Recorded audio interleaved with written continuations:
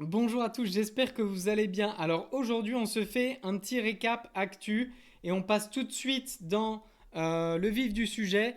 Donc ça, c'est une nouvelle assez folle. Dans la nuit du 20 au 21 août, la Chine elle, a coupé Internet pendant 1 heure. Donc c'est plus exactement 74 minutes. On a fait un article avec sur notre blog thefrenchbot.fr et en fait, ce qui s'est passé, c'est qu'ils ont testé donc c'était à minuit et demi la nuit et ils ont testé un blocage total. Donc je vous invite un peu à regarder cet article qu'on a fait. Le but de cette manœuvre, ça n'a pas été clarifié. Il y a des hypothèses que ce serait un test un petit peu grandeur nature qui permettrait de mesurer en fait l'effet d'une coupe nette. Donc c'est un peu un test que la Chine fait. Comment est-ce qu'elle réagirait, comment est-ce qu'elle pourrait redémarrer l'Internet mondial, enfin en tout cas ses connexions avec les autres pays, en cas de coupure nette et franche. L'autre possibilité, c'est qu'il y avait une mauvaise configuration, enfin il y a une erreur, ou alors qu'ils ont voulu déployer des équipements, ce qui correspondrait à une mise à jour en fait pendant 1 heure sur laquelle ils ont fait une mise à jour. Plusieurs sources notent un comportement non conforme aux règles mondiales, suggérant du matériel et des protections nouvelles. Voilà. Et après, une autre source dit que c'est un peu un entraînement vers un Internet souverain et que c'est une manière bien, comme la Russie l'a fait avec RunNet, de voir s'il est capable d'isoler son pays et de se désenclencher rapidement des flux un peu venant des provenances extérieures.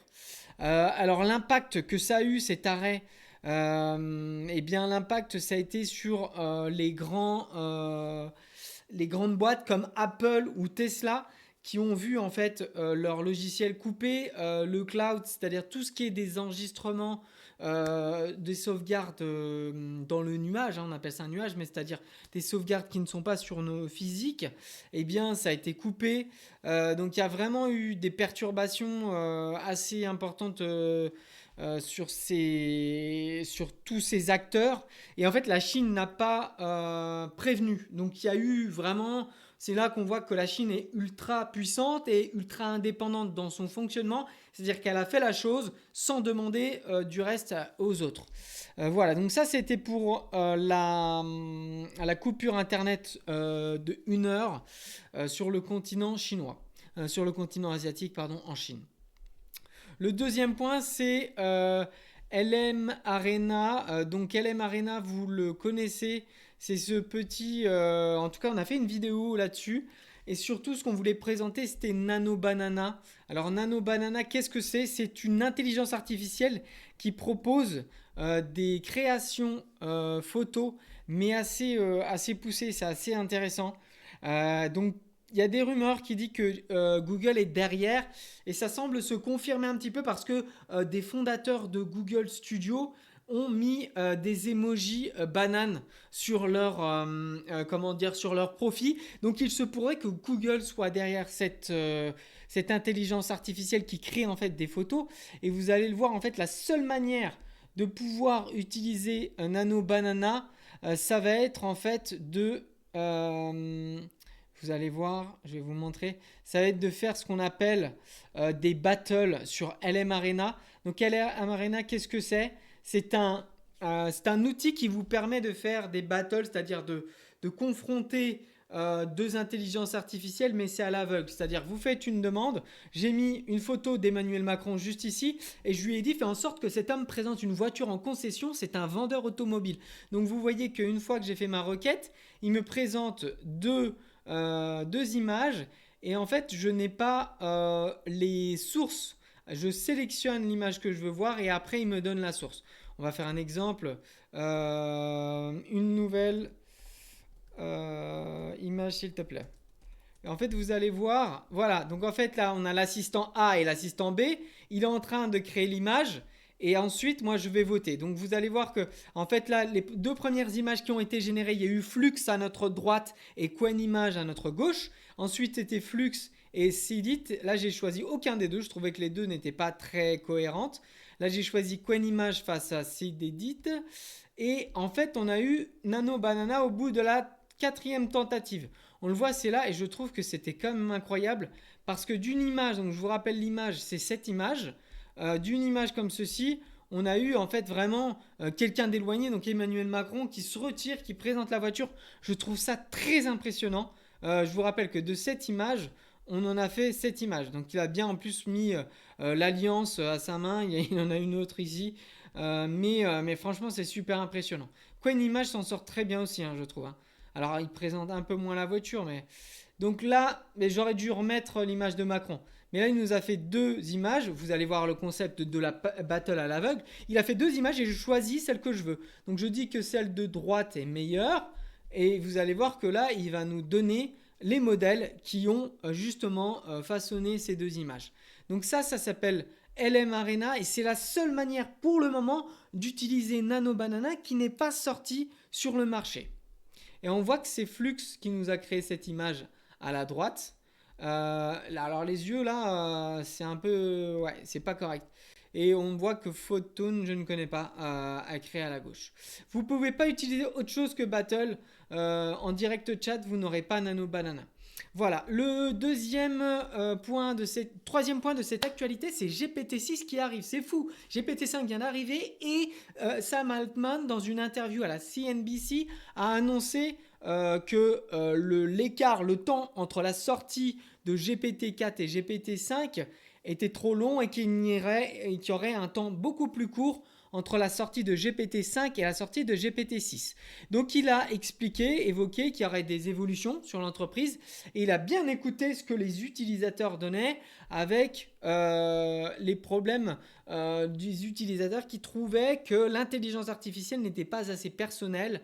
Donc ils vont en fait faire une offre avec une expérience un peu plus personnelle pour les gens qui utilisent ChatGPT 6. Donc ils ont bien écouté les critiques et je trouve que moi, en tout cas c'est la mentalité d'une boîte qui peut évoluer dans ce domaine, c'est qu'ils foncent tête baissée mais ils ont une oreille vers le public. La quatrième annonce, c'est Alex Hormozy, donc c'est on sort un petit peu de ce qui est de l'intelligence artificielle et de la technologie, mais c'est une performance incroyable qu'a fait Alex Hormozy le week-end dernier où il a généré plus de 100 millions de dollars dans un live de 7 heures. Donc Alex Hormozy, c'est un entrepreneur qui propose en fait des solutions, qui propose des astuces pour entreprendre de manière beaucoup plus, en tout cas il va donner des livres business, vendre des livres business, vendre des coachings, etc.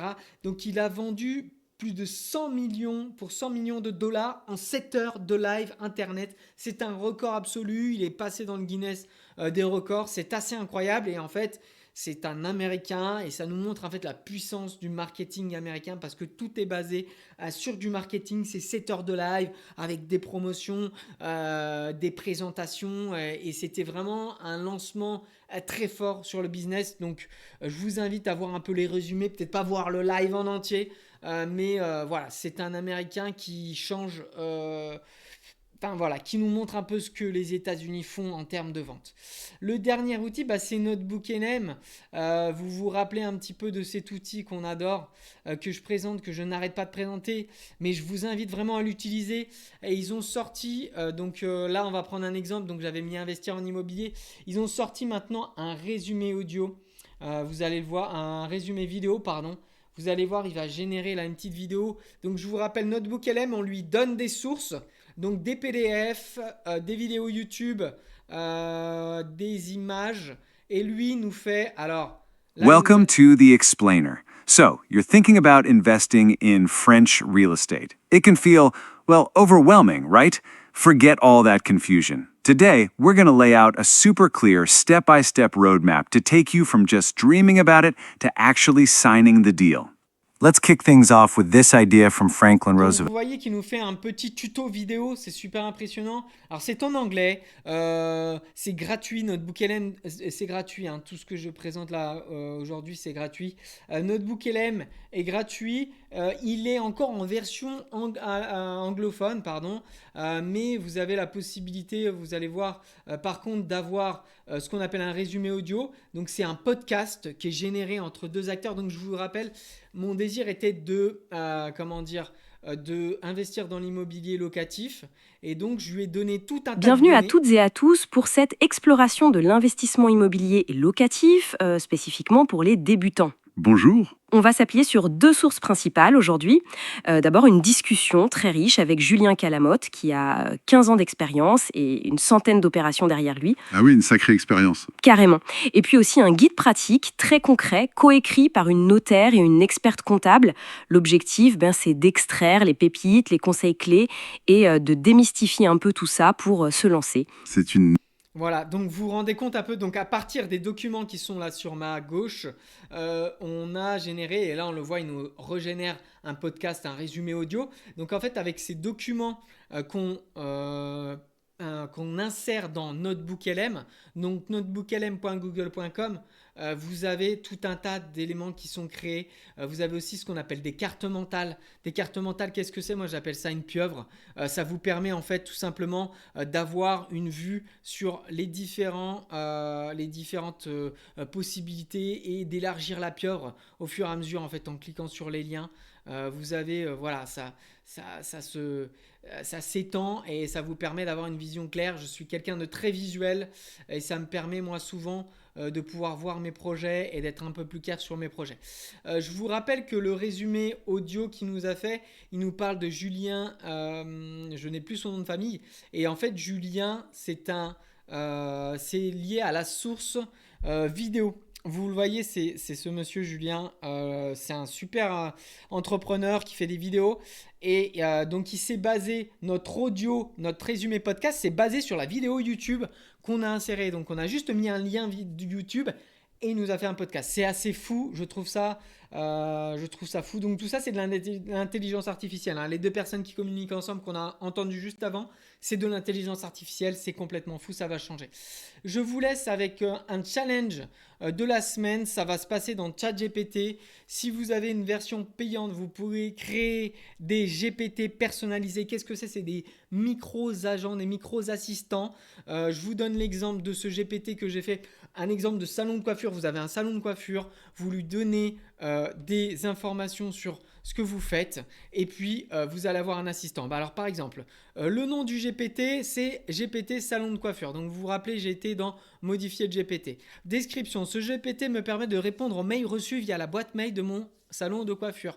Objectif, répondre automatiquement et rapidement avec bienveillance aux mails reçus.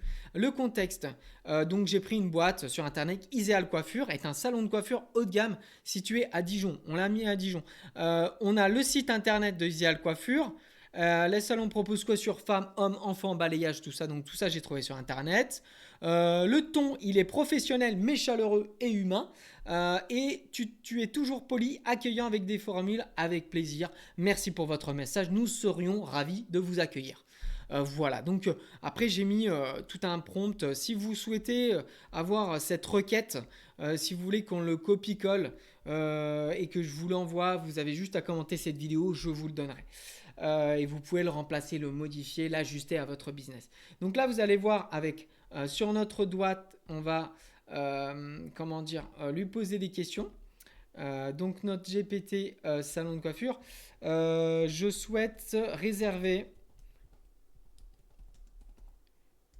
un créneau demain à 12h.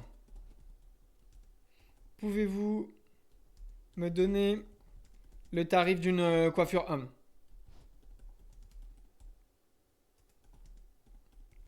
Et vous allez voir qu'en fait, il va se baser. On lui a donné également un document. Je vous ai pas dit, mais en fait, on a donné un document sur la. Vous allez voir. Lui a donné un document avec tous les tarifs. Donc, on l'a inséré. Voilà, il est là. Tarif salon. Donc, en fait, vous allez voir le PDF. Alors, des fois, c'est très long. Mais en gros, on lui a envoyé un PDF avec toutes les.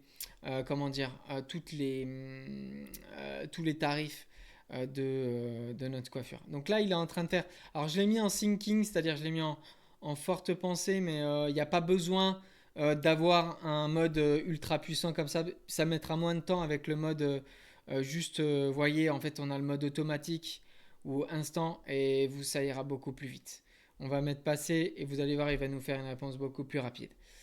recherche dans ma base de données. Merci pour votre message. Pour une coupe môme, le tarif est de 21 € avec le pass Iséal.